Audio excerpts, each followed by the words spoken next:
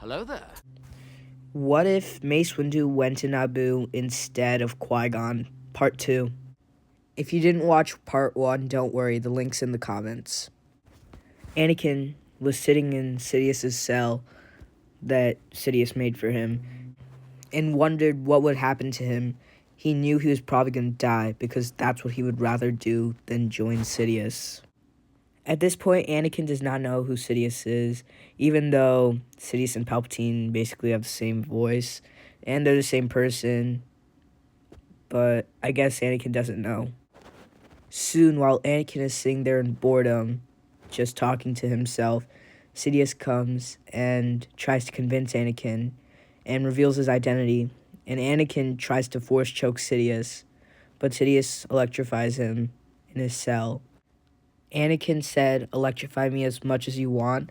I will die before I join you." Sidious said, "So be it, young Skywalker." My Palpatine voice still sucks. Anyway, he kept electrifying Anakin for over a minute before finally leaving and laughing. Anakin was shocked. Why didn't he die? Was Sidious in love with him? And speaking of that, I have a video, but you can check that out later. The truth was, Sidious didn't love Anakin. He didn't need his approval. He would use an ancient Sith ritual and use that on Anakin. Meanwhile, at the Jedi Temple, Yoda sensed a great disturbance in the Force.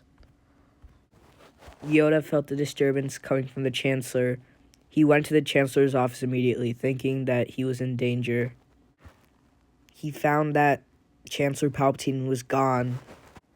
Then Yoda saw a statue, and it felt weird, dark. He went to the statue, and he found one of Palpatine's lightsabers, and he thought, this must be Darth Sidious. Yoda immediately left for Geonosis to go to the droid factory, and what did he find? Qui-Gon Jinn's dead body. Yoda started to mourn a little bit for Qui-Gon because Qui-Gon was one of his favorite Jedi, even if he didn't always agree with him. Yoda thought, this is all Ki-Adi-Mundi's fault. He could have informed us about the Sith because he was in the Acolyte. So, he decided to bring Ki-Adi-Mundi into the mission to find Anakin Skywalker because he couldn't find Anakin's body. When he first saw Ki-Adi-Mundi, he started scolding him, saying, "Why are you in that stupid show?" Well, Ki-Adi-Mundi didn't know he was in a show, so he started scolding him, saying, "Why did you not inform us about the Sith? You knew about it." Yoda also said you lied about your birthday. And you used flamethrowers on not innocent people, but bugs on Geonosis. I know you hate Geonosis, but you can't do that. So after this mission, you'll be expelled from the Jedi Order and sentenced to execution for the death of Qui-Gon and maybe Anakin. But Ki-Adi-Mundi said, what about the droid attack on the Wookiees? For Yoda, the final straw this was. He said, first, you appear in a dumb show. Then you lie about your age.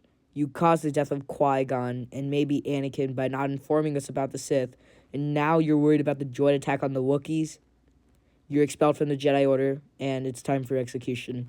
Go. Yoda set off on his own.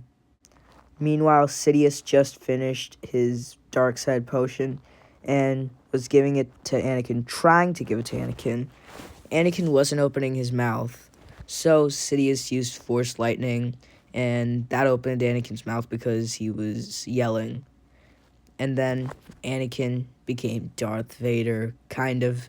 It wasn't really Anakin, it was the dark side potion, but yeah, Sidious said, henceforth you shall be known as Darth Vader. Oh, my Palpatine voice is so bad. I gotta tell myself not to use it. I can't use the voice anymore. It's so bad. Sidious finally said, go kill the younglings. And Anakin smiled and obliged and took one of Palpatine's ships that was in his large cruiser.